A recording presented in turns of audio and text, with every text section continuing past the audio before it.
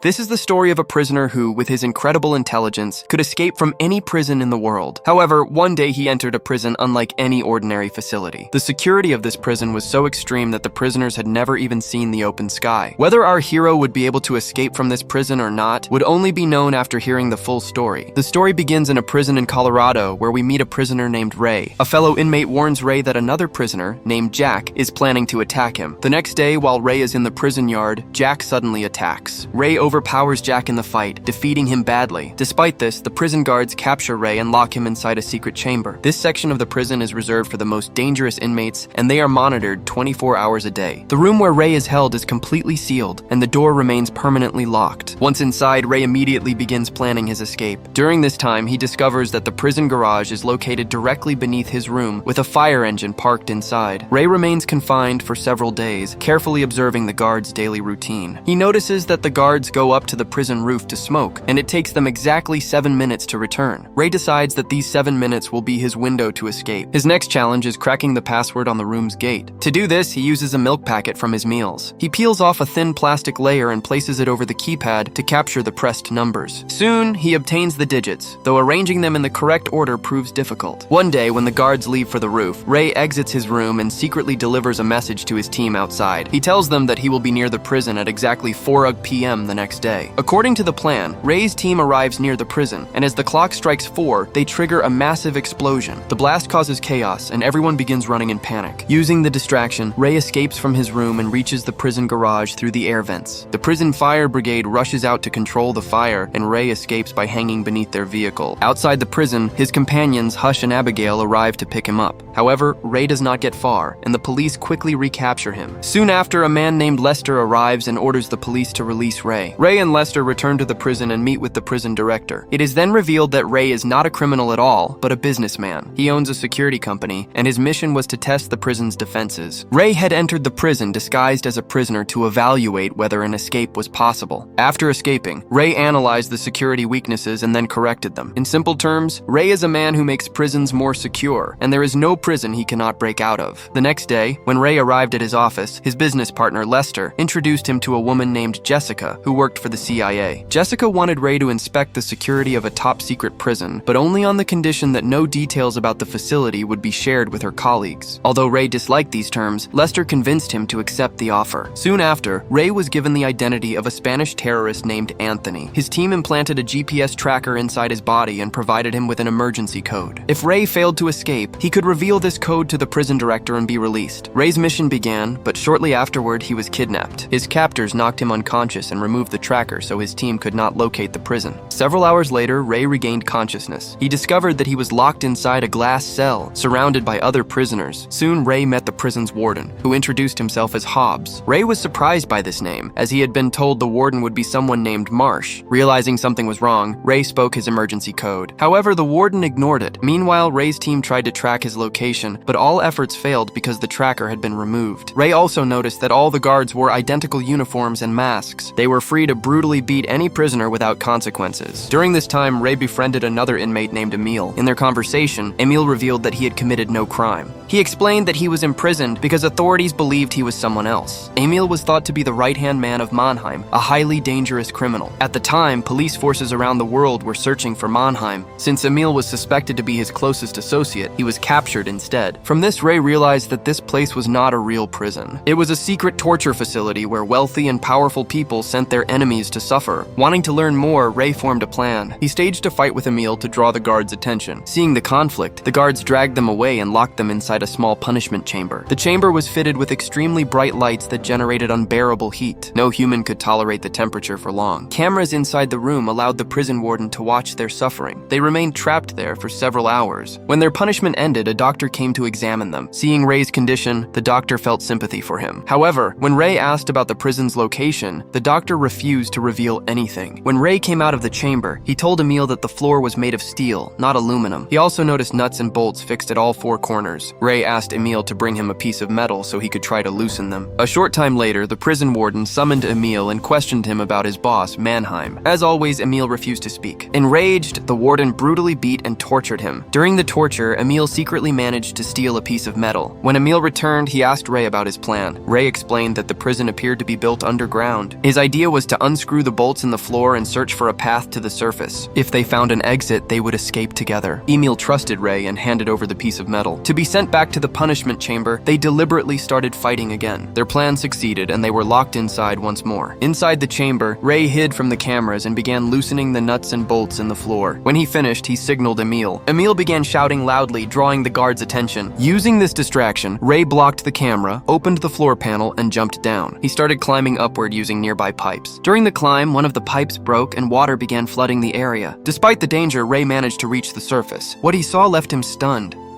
The prison was not built on land, but on a massive ship at sea. The broken pipe alerted the guards. Realizing the danger, Ray quickly returned to his chamber. Outside the prison, Abigail and Hush went to Lester and informed him that Ray was missing. They explained that the payment check had bounced, and that the woman who assigned the mission had vanished. Abigail and Hush feared that Ray was in serious trouble. Lester dismissed their concerns, saying that Ray was an expert and no prison could contain him. However, after they left, Lester secretly contacted the prison warden. He ordered him to keep Ray imprisoned for the rest of his life.